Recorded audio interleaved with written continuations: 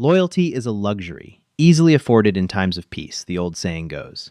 But what happens when the first shot shatters the glass, and the elite extraterrestrial warriors bred for centuries to be the ultimate shield break and run? Blood pooled on the polished marble floors of the Geneva diplomatic compound as Queen Beatrice watched her royal detail flee to the extraction shuttles, abandoning her to the mercy of a heavily armed hit squad.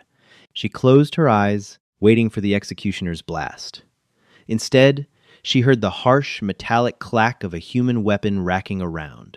Standing between a fallen monarch and an army of killers was a single human security contractor, bleeding, outgunned, but refusing to yield a single inch. The air inside the Palais des Nations in Geneva, Switzerland, was heavy, with the sterile scent of ozone and the unspoken weight of history. For humanity, this was the most critical day of the 21st century. The Elysians, an advanced spacefaring civilization that had made first contact only 3 years prior, were here to sign the Sol System Non-Aggression and Trade Pact. Through the localized neural translation matrix, their names and titles were adapted into familiar Western equivalents to ease diplomatic relations. At the center of the delegation was Queen Beatrice, the sovereign ruler of the Elysian ascendancy. She was a striking figure, standing nearly 7 feet tall, with pale, luminescent skin and features that were sharply, almost aggressively elegant. Draped in ceremonial robes of woven metallic fibers, she looked every bit the absolute monarch. Surrounding her was the royal aegis, a dozen towering guards clad in seamless reactive armor suits. They were led by Captain Bradford, a warrior whose translated name belied his alien arrogance. Bradford and his men possessed a biological superiority complex that they barely bothered to hide. To them, humans were fragile, primitive creatures who relied on combustion-based ballistics and brute force rather than refined energy fields. Standing a quiet 50 feet away from the main dais, Sergeant Cole Dempsey watched the proceedings with the detached, sweeping gaze of a career soldier. Dempsey was a former ranger, now pulling a lucrative but mind-numbing contract for Constellation Security Solutions, a private military corporation hired to augment the United Nations perimeter defense. He was dressed in low-profile tactical gear, the weight of his customized Heckler & Koch HK 416 assault rifle resting familiarly against his chest. "Look at them," Corporal Miller whispered through the encrypted comms channel in Dempsey's earpiece. "Bradford's guys act like we're local wildlife that might bite if they get too close." "Stow it, Miller," Dempsey murmured, his voice barely a rasp over the comms. "They're paying us to stand here and look menacing, not to critique their manners. Keep your eyes on Sector 4. The crowd outside is getting restless." The protests outside the Palais had been growing for weeks. Anti-alien integration groups, fueled by xenophobic rhetoric and shadowy funding, had sworn to disrupt the treaty. But Dempsey wasn't worried about the protesters with their cardboard signs. He was looking for the absence of normal behavior, the slight shifts in the room, the unblinking stares, the hands resting too close to waistbands. Queen Beatrice stepped up to the massive obsidian table, a custom-forged stylus in her elegant, four-fingered hand. The UN Secretary-General smiled, gesturing to the document. "With this signature, our peoples step into a shared future," the Secretary-General announced, his voice echoing through the grand hall. Beatrice offered a slight, regal nod. "For peace and the mutual prosperity of our worlds." She lowered the stylus. Before the ink could touch the parchment, the massive reinforced skylights of the Palais des Nations detonated. It wasn't a standard explosive. It was a localized electromagnetic pulse coupled with a hypersonic shockwave. The glass didn't just break, it vaporized into a lethal storm of microscopic shrapnel. The EMP washed over the room in a sickening wave of blue light. Instantly, the lights died. The hum of the UN's advanced holographic displays winked out. More importantly, the shimmering, impenetrable energy shields of the Elysian Royal Aegis collapsed into sparks. "Contact! We have contact!" Dempsey roared, instantly dropping to a knee and snapping his rifle to his shoulder as the ceiling descended into chaos. From the shattered skylights, operators descended on tactical fast ropes. They weren't ragtag protesters. They wore unmarked matte black ballistic armor and carried compact thermal plasma carbines. At their head was a man Dempsey recognized from intelligence briefings. General Richter, a disgraced former military commander turned mercenary, who had publicly vowed to prevent humanity from bowing to the alien crown. The room erupted into absolute carnage. Richter's mercenaries hit the floor in perfect tactical synchronization. Before the UN dignitaries could even scream, the crackle of plasma fire tore through the room. Searing bolts of superheated energy struck the marble, vaporizing chunks of stone and flesh alike. "Protect the Queen!" Captain Bradford shouted, his synthesized voice cracking with unprecedented panic. For the first time in his life, his invulnerable shield was gone. He was exposed, just like the primitive humans he despised. Dempsey squeezed the trigger of his HK 416. The heavy 5.56 millimeters rounds barked, dropping the first two mercenaries to touch the floor before they could unclip from their ropes. Double tap to the chest. Transition. Double tap. The muscle memory of 100 firefights in the Middle East and Eastern Europe took over. "Miller, lay down suppressive fire. Get the UN VIPs to the underground tunnels," Dempsey ordered, ejecting a spent magazine and slamming a fresh one home in under 2 seconds. But the assault was overwhelming. Richter had brought overwhelming firepower. Thermal detonators rolled across the floor, concussive blasts throwing delegates into the air. Through the smoke and blood spray, Dempsey kept his eyes on the primary asset, Queen Beatrice. She had been knocked backward by a blast. Her ceremonial robe scorched. She struggled to rise, her breath hitching in a panic she had never known. She reached out toward Captain Bradford. "Bradford! The defensive formation!" she commanded, her voice trembling but authoritative. Bradford looked at the Queen, then at the advancing line of heavily armed mercenaries, cutting down the remaining UN security. He looked at his own armor, realizing a single plasma bolt would sear straight through his flesh. The alien captain, a warrior from a society that fought with absolute technological supremacy, had no concept of a fighting retreat or holding a desperate line. When the math of survival turned against him, the protocol was preservation of the military asset himself. "The Sovereign is compromised. Fall back to the atmospheric shuttles. Evacuate!" Bradford screamed. Beatrice's eyes widened in sheer disbelief. "Captain, you cannot abandon me." But they did.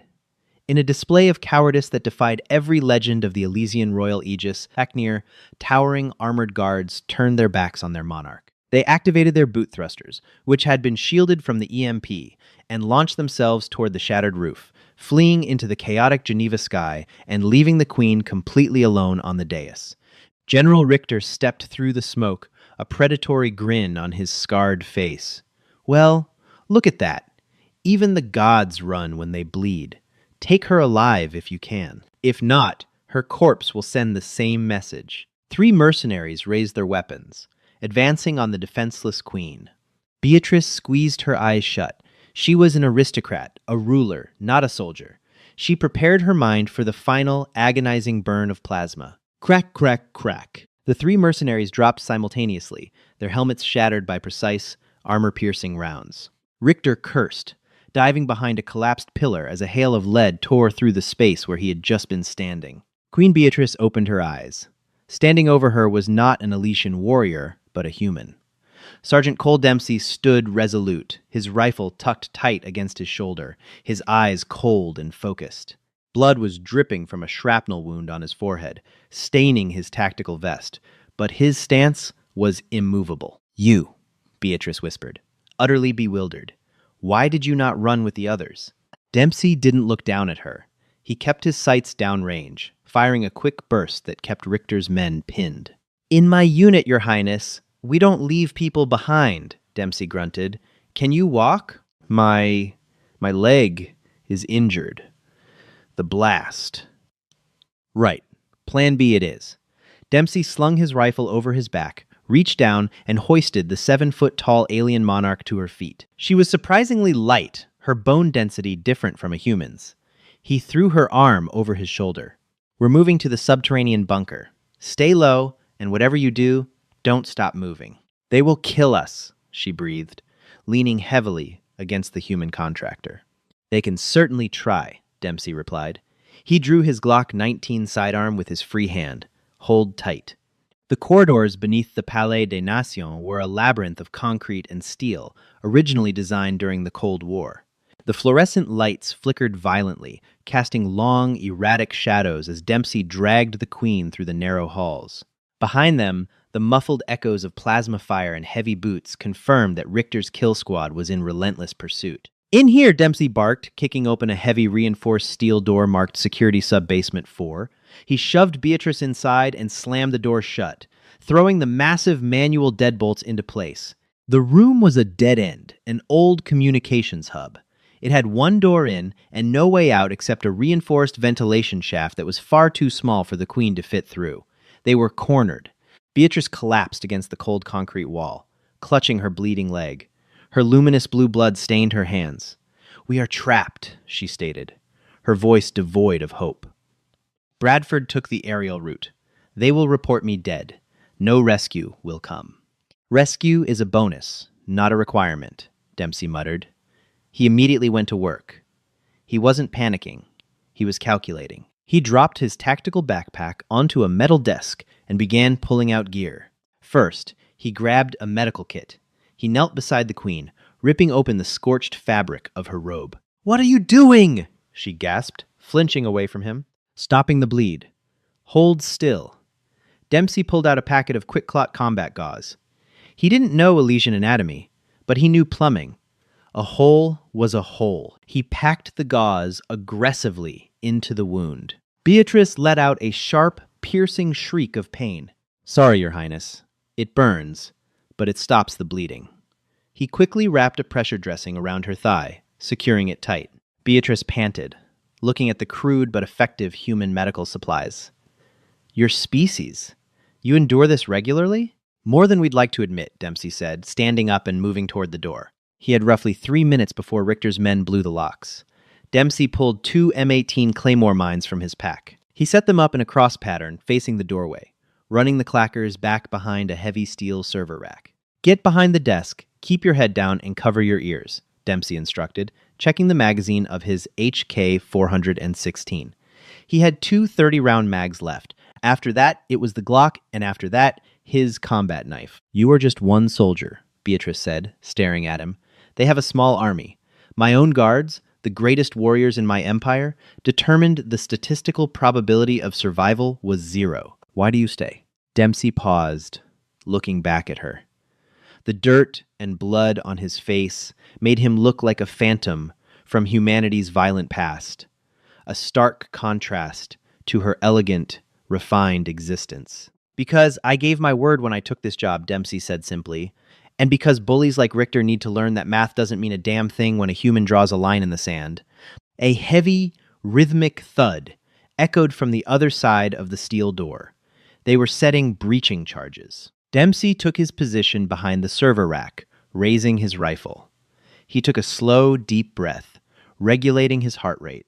"Cover your ears, Queen Beatrice. It's about to get loud." Boom. The steel door was blown inward off its hinges, flying across the room in a cloud of smoke and pulverized concrete. Before the dust could even settle, tactical flashlights cut through the gloom as Richter's mercenaries poured into the fatal funnel of the doorway. Dempsey didn't hesitate. He squeezed the clacker. The 2 Claymore mines detonated with a deafening roar, sending thousands of steel ball bearings shredding through the doorway. The front line of the assault force was instantly decimated, their armor useless against the sheer kinetic force at point-blank range. Screams echoed in the corridor. "Push through! Kill them!" Richter's voice roared from down the hall. The second wave stepped over their fallen comrades, firing blindly into the room. Plasma bolts melted the concrete around Dempsey, superheating the air. He leaned out from behind the server rack, his rifle barking in controlled 3-round bursts. He didn't waste a single bullet. Every trigger pull found a gap in the armor under the arm, the neck, the visor. Click. Empty. Dempsey dropped the empty mag, slammed his last one in, and kept firing. He caught a grazing plasma bolt to his left shoulder. The intense heat cauterized the flesh instantly, sending a blinding wave of agony through his nervous system. Dempsey grunted, his vision blurring for a fraction of a second, but his finger never left the trigger. He leaned heavily against the metal rack, using it to stabilize his aim as his left arm went numb. Beatrice watched from behind the desk, utterly mesmerized and terrified. She watched this frail human bleeding and burning, refused to take a single step backward. In her culture, pain was to be avoided at all costs. To see a creature use pain as fuel, converting adrenaline and agony into a hyper-focused will to kill, was terrifyingly beautiful. "Throw a frag! Flush him out!" a mercenary yelled. A small spherical grenade bounced into the room, rolling toward the desk where the queen was hiding. Dempsey saw it. He didn't think. He dove out from behind his cover, exposing himself to the suppressing fire, and kicked the grenade violently back into the hallway. It detonated just outside the door, taking out 2 more attackers. But in the split second Dempsey was exposed, a mercenary raised his carbine. Zap! A plasma bolt caught Dempsey in the side of his tactical vest. The kinetic impact threw him backward, crashing hard against the concrete wall. He slid to the floor, gasping for air as his ribs cracked. The ceramic plating of his vest had taken the brunt of the heat, but the impact was devastating. Silence descended on the room, save for Dempsey's ragged breathing. Footsteps crunched on the debris. General Richter stepped through the ruined doorway, a smoking plasma pistol in his hand. He looked around the blood-soaked room, his eyes landing on the wounded queen, and then on the broken human soldier on the floor. "Impressive," Richter sneered, stepping over the bodies of his own men. "Truly, Sergeant, you made us bleed for it, but it ends here." He raised his pistol, pointing it directly at Queen Beatrice's head. Dempsey's eyes fluttered open. His vision was swimming, red at the edges. His rifle was out of reach. His left arm was useless. But as he looked at Richter, the fire in his chest flared one last time. Slowly, agonizingly, Dempsey's right hand moved to the holster at his hip. The air in the subterranean bunker was thick with the acrid stench of vaporized concrete, burnt copper, and the sharp metallic tang of human blood. General Richter stood victorious, the pristine black armor of his mercenary suit barely scuffed, a sharp contrast to the brutalized, bleeding form of Sergeant Cole Dempsey on the floor. Queen Beatrice pressed herself against the cold steel of the desk, her luminescent blue blood pooling around the crude human bandage Dempsey had applied to her leg. She looked from the barrel of Richter's plasma pistol to the shattered human soldier who had given everything to buy her an extra 3 minutes of life. Richter chuckled, a dry, rasping sound that echoed in the devastated room. He didn't immediately pull the trigger. Like all men who believed they had engineered the perfect checkmate, he wanted his victim to understand the board. "You fought well, Sergeant," Richter sneered, stepping closer, his combat boots crunching over the shattered remains of a server rack. A textbook delaying action. The boys at Fort Benning would be proud. But loyalty to a paycheck only goes so far against superior firepower. Dempsey didn't speak. Every breath was a jagged knife in his chest, his ribs grating against his punctured lungs. His vision swam with gray static, but his right hand remained stubbornly wrapped around the grip of his Glock 19, resting uselessly against his hip. He needed Richter to keep talking. He needed the man to take 2 more steps to the left. "Why?" Beatrice asked, her voice trembling but retaining a sliver of her royal cadence. "If you kill me, the Ascendancy will burn your world to cinders. My royal aegis will return with an armada. This is suicide for your species." Richter laughed, a harsh, barking sound. He lowered his weapon slightly, looking at the queen with profound amusement. "Your aegis? The ones who fled at the first sign of an unshielded firefight? Please, your highness, do not insult my intelligence. And as for your armada, they aren't coming." Beatrice's ethereal features contorted in confusion. "You speak treason. You are a human mercenary. You know nothing of Elysian politics. I know that plasma weaponry doesn't grow on trees, and it certainly isn't sold at the local tactical surplus store," Richter replied smoothly, gesturing to the sleek, alien-designed carbines his dead men held. "Did you really think a disgraced human general managed to smuggle military-grade Elysian thermal plasma rifles into the Palais des Nations without a little inside help? The UN's perimeter security was tight, contracted out to the best private military firms. Constellation Security, Academy veterans, former JSOC operators. You don't bypass them with just a thick wallet." Beatrice's eyes widened as the realization struck her like a physical blow. The absolute perfection of the ambush. The specific targeting of the electromagnetic pulse that only disabled the Royal Aegis shields while leaving the mercenaries' gear intact. The immediate, coordinated flight of Captain Bradford and her elite guards. "Who?" she whispered, the word barely escaping her lips. Lord Caldor, Richter said, using the translated Western name of her own uncle, the Minister of Defense. He believes your integration policies with Earth make the Ascendancy look weak. He hired me to do the dirty work so your people's hands remain clean. Bradford was ordered to abandon you. You were dead the moment you stepped off your shuttle, Beatrice. I'm just the executioner. Beatrice stared into the gloom, her worldview fracturing. Her absolute monarchy, her genetically perfected guards, her sophisticated, enlightened civilization, it was all a facade. Beneath the shimmering shields and the claims of moral superiority, they were just as treacherous, just as bloody, and just as ruthless as the humans they looked down upon. The only creature in the entire galaxy who had stood by her was a scarred, bleeding human who was getting paid an hourly rate. 2 steps, Dempsey whispered. It was barely a rasp, a bloody bubble bursting at the corner of his mouth. "What was that, Sergeant?" Richter asked, glancing down at the broken contractor. "I said, you should have checked your corners," Dempsey gasped. In a fraction of a second, Dempsey's thumb flicked the safety off his Glock. But he didn't aim at Richter. At this angle, the mercenary's body armor would stop a 9mm round cold. Instead, Dempsey snapped his wrist to the left and fired 2 rapid shots into the shadows behind Richter.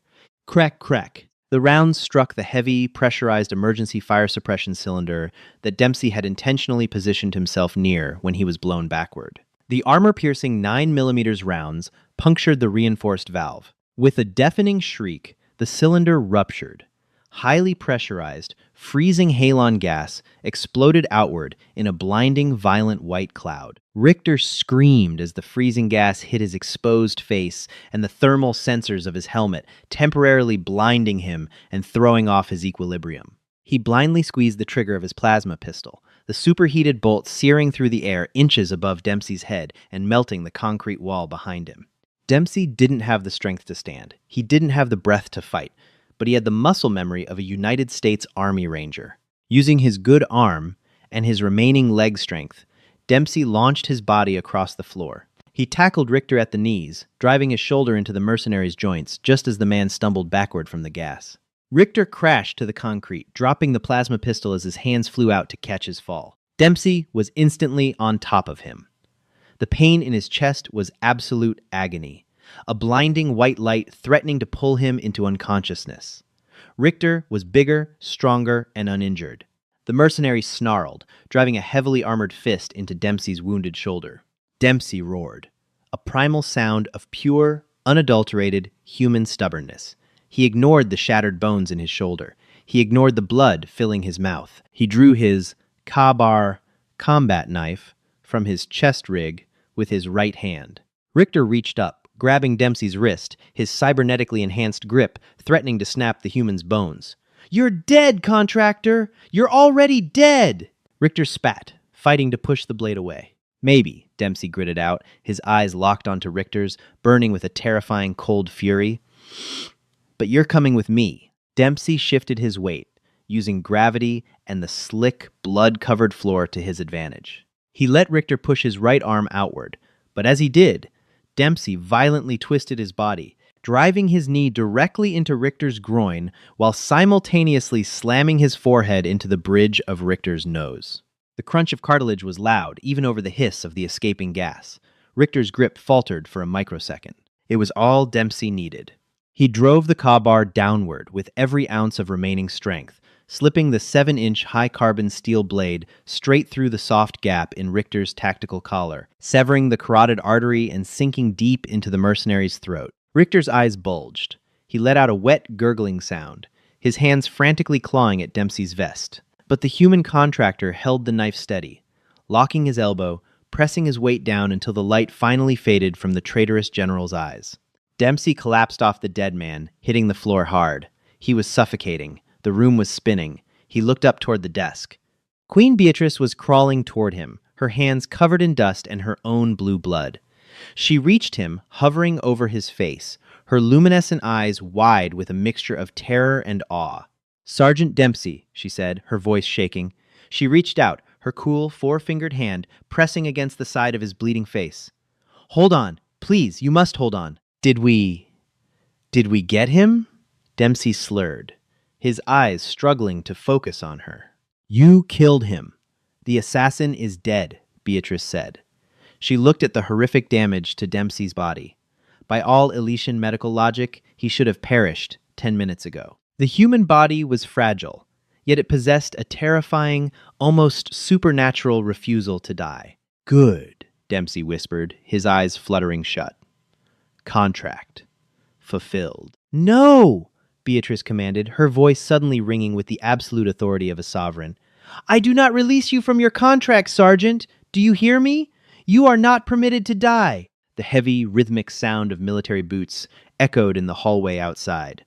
Flashlights cut through the lingering halon gas. Clear! Room clear! We have friendlies! A voice shouted.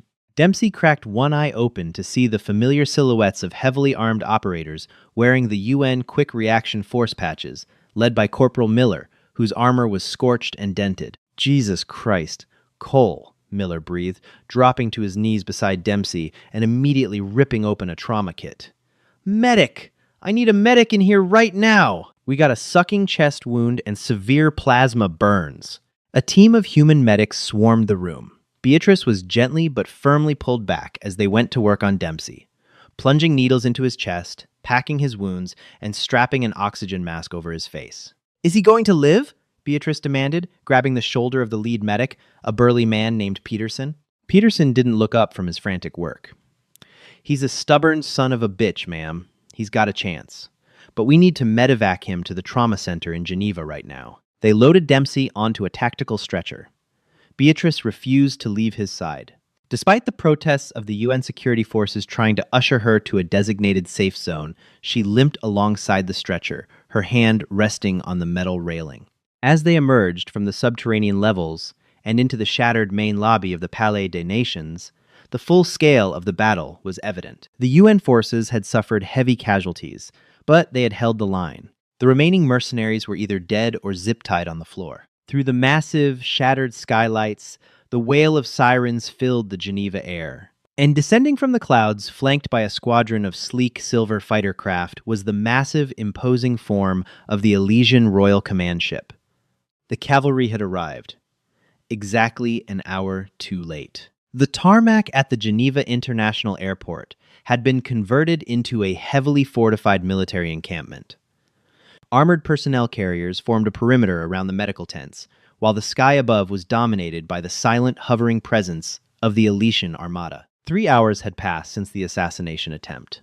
Inside the primary UN command tent, Queen Beatrice sat perfectly upright in a reinforced chair. Her injured leg had been treated by Elysian field surgeons who had finally arrived, sealing the wound with advanced dermal regenerators. She wore a pristine, unburnt, ceremonial robe, but her demeanor had changed. The serene, detached elegance of the alien monarch was gone. It had been replaced by something hard, cold, and forged in the fires of human violence. The flap of the tent opened. The UN Secretary-General entered, looking exhausted and pale. Beside him, flanked by human military police, was Captain Bradford of the Royal Aegis. Bradford wore his ceremonial armor, polished and glowing with the signature blue energy shield that had mysteriously failed during the attack.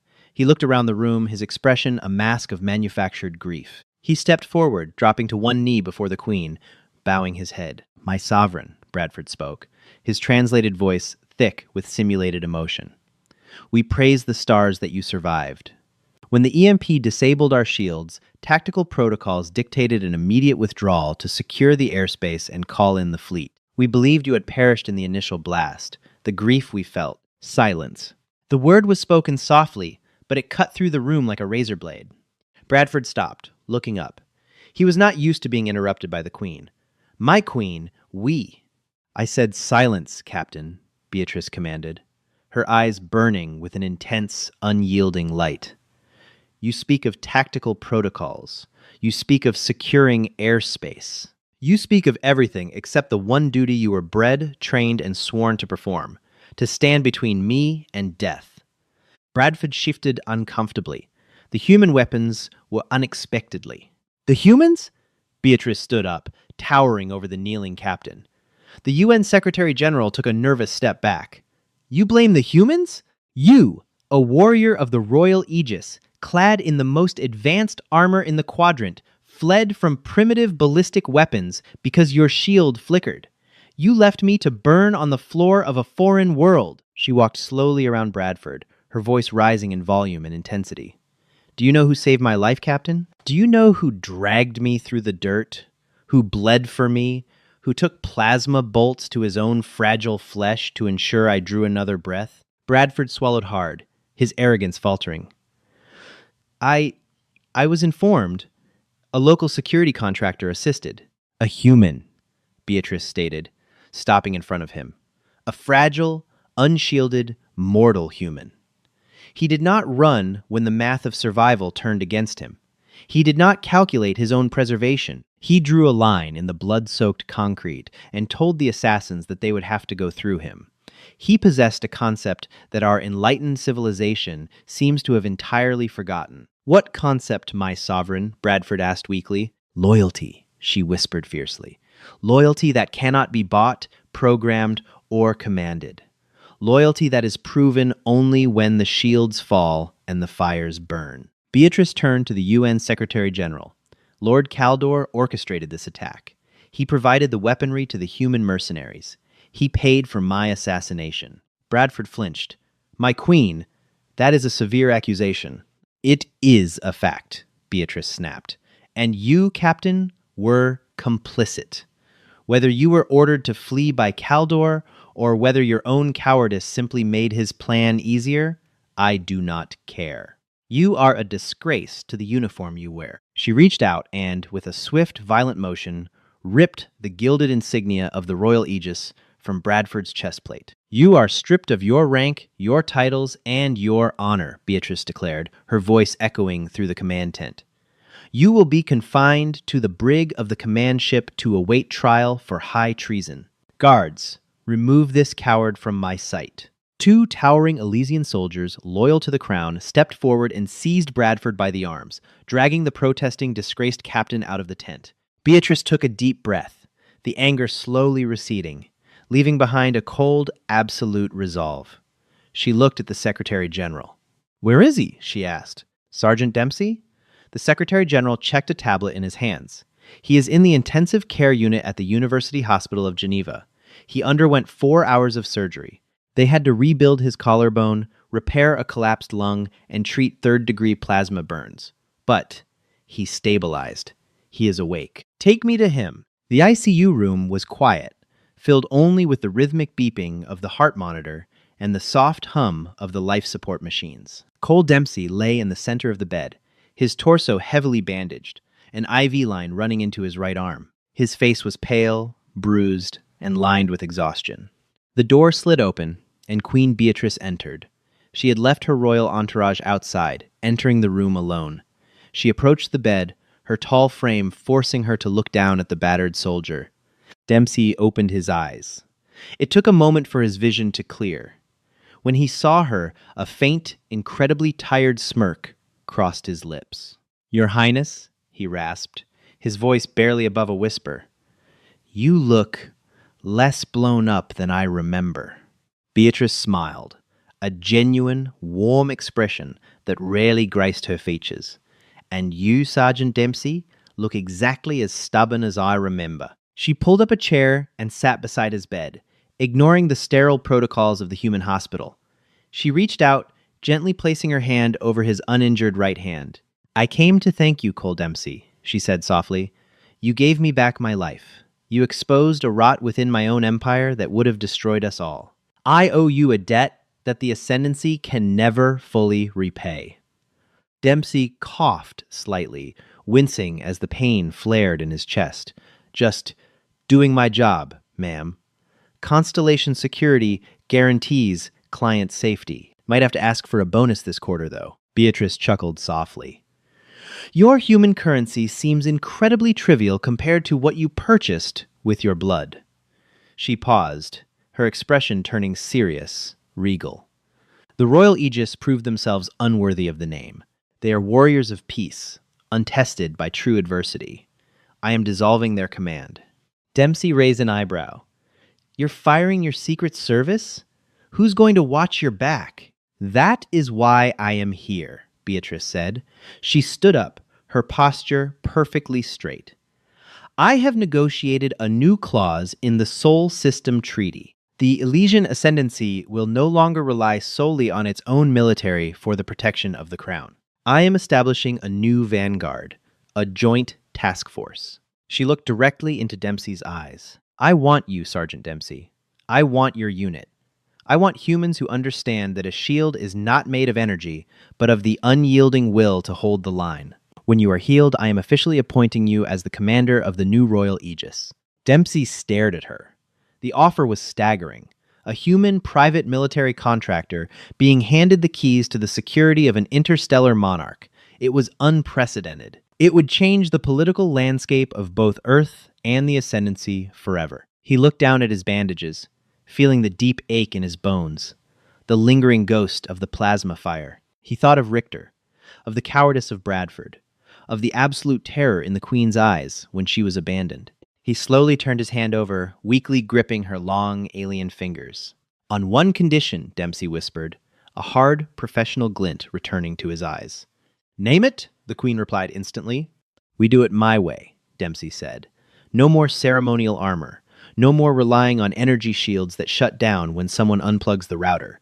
We train them like rangers. We arm them with heavy ballistics.